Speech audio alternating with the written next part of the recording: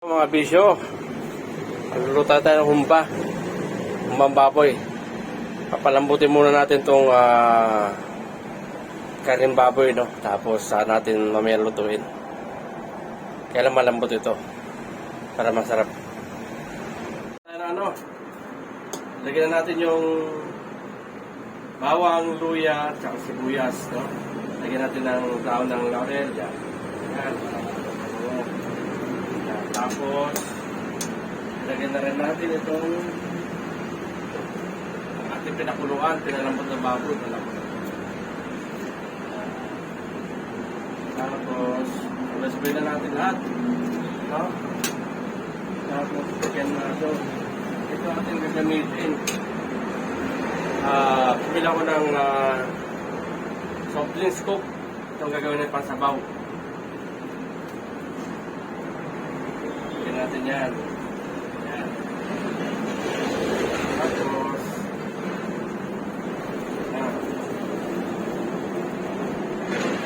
lagyan natin lang asin.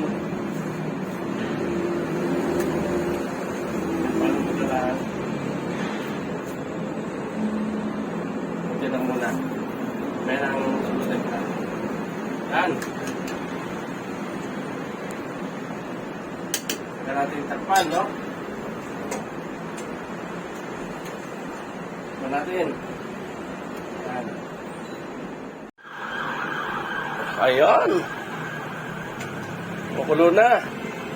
Ayan, lagyan natin ng paminta durog, no?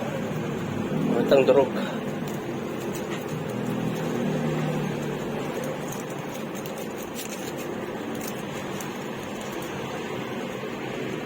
Ayan. Dalawa. Lagyan natin ng bitchin, no? Ayan. Habang pinapalambot, no? Habang may tubig pa. Ang ginawa pala natin papalambot, no, kabisyo, yung soft drinks. Ito yung naglagyan ng ito yung naglagyan ng tubig. Ayan. At syempre, hindi nawawala ang sili, no? At sa atin naman to, option lang naman to kung gusto nyo. Ito, gusto ko lang kasi para medyo kagat-kagat ng konti sa dila.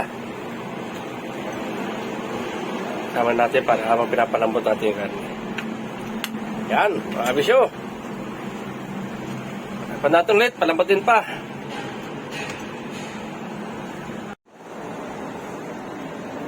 Saka ito, kaya pala natin ng 2 kutsara ng asukal, no?